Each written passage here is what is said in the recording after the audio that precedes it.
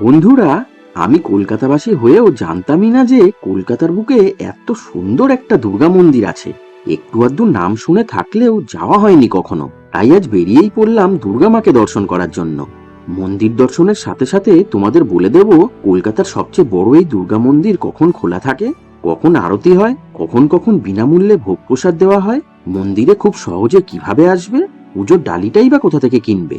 এগুলো ছাড়াও সাথে থাকবে আরো অনেক খুঁটিনাটি তথ্য। চলো তাহলে ভিডিওটা একদম প্রথম থেকে শুরু করা যাক।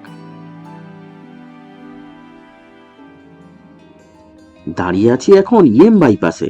বাস স্টপেজের নাম মেট্রোপলিটন। তবে অনেকে এই স্টপেজকে বাইপাস ধাবা বলেই চেনে, কারণ সামনেই দেখো রাস্তার ওপারে দেখা যাচ্ছে সেই বাইপাস ধাবা। ওর ঠিক পাশের রাস্তাটা দিয়েই যেতে হবে আজকে আমাদের গন্তব্যে। তবে তার আগে লোকেশনটা একটু ভালো করে বলে দিই তোমাদের। বাঁদিকে জাস্ট 4-5 মিনিট হাঁটলেই পেয়ে যাবে orange line metro station Beleghata. আরো 1 কিলোমিটার গেলেই পড়বে সায়েন্স সিটি। আর ডান দিকে সোজা 3 কিলোমিটার গেলেই পড়বে সল্টলেক মেট্রো স্টেশন। তাই যারা শিয়ালদা বা হাওড়ার দিক থেকে আসবে তাদের এই রুটটা দিয়ে আসলেই সুবিধা হবে। একটু পরে আরো ভালো করে বলছি আর কি ভাবে এখানে আসা যায়। আগে চলো মন্দিরের দিকে যাওয়া যাক। রাস্তা পার করে চলে এসেছি সেই ল্যান্ডমার্ক বাইপাস ধাবার সামনে। এবার এর ঠিক পাশের রাস্তাটা দিয়ে যেতে হবে। জাস্ট 2 মিনিট হাঁটা পথ।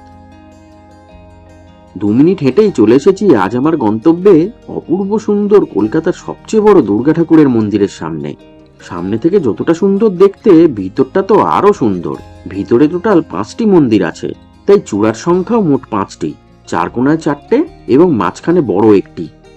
এই দুর্গা মন্দিরটির পুরো নাম মেট্রোপলিটন দুর্গা বাড়ি।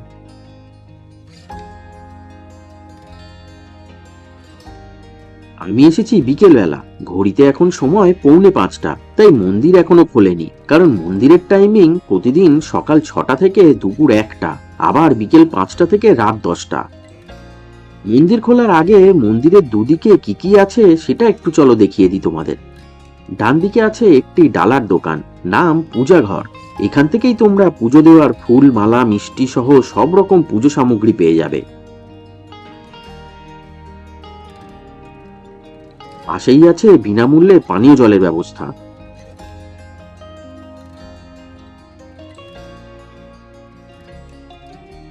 মন্দিরের বাঁদিকে আছে দুর্গাবাড়ি ব্যাংকোয়েট, যার সামনের কাজটা ফুল গাছ দিয়ে সাজানো। আর দেওয়ালে আছে মা দুর্গার ভীষণ সুন্দর সুন্দর পেন্টিং।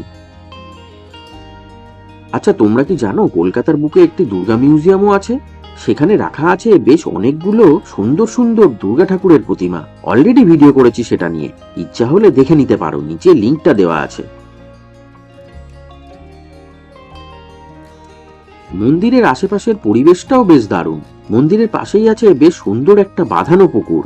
ইচ্ছা হলে এখানে কিছুক্ষণ বসতেও পারেন। তার জন্য এইরকম বেশ সুন্দর কালারফুল বসার জায়গাও করা আছে।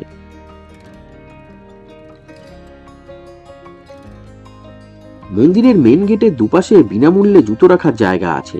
একটু পরে আবার ভালো করে দেখিয়ে দেবো জায়গাটা। এখন 5টা বাজে, তাই মন্দিরের গেট খুলে যাওয়ায় আগে চললাম মন্দিরের ভেতরে। মন্দিরগুলো সবকটি দোতলায় অবস্থিত, তাই সিঁড়ি দিয়ে উঠে যাচ্ছি উপরে। ডান দিক বাঁ দিক দুদিক থেকেই উপরে যাওয়া যায়। আমি চললাম বাঁ দিক দিয়ে।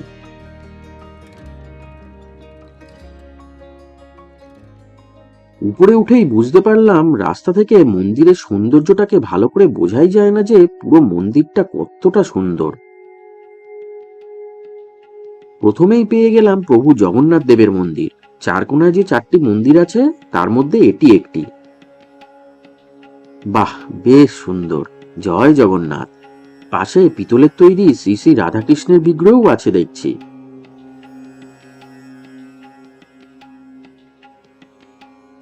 মাঝে আছে মা দুর্গার মূল গর্ভগৃহ, দেখাচ্ছি একটু পরেই। তার আগে বাকি মন্দিরগুলো দেখে নি একটু। এটা হলো বজরংবলীর মন্দির। জয় প্রভু রাম ভক্ত হনুমান, জয় বজরংবলী।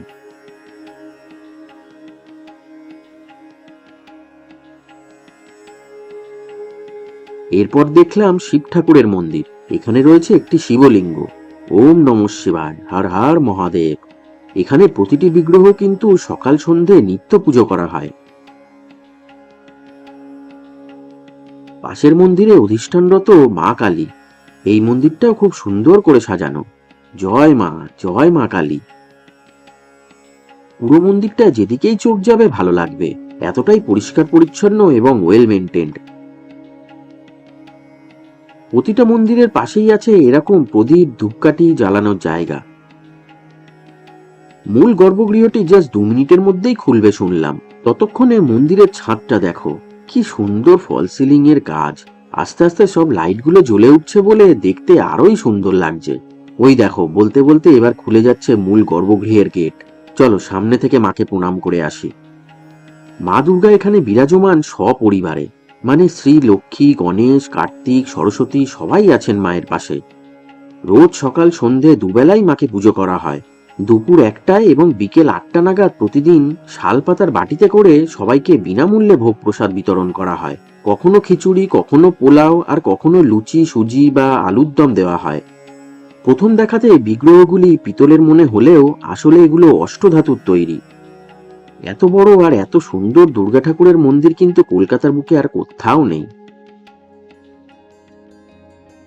সন্ধে হয়ে এলো, মন্দিরের আলোগুলোও জ্বলে উঠছে সব আস্তে আস্তে।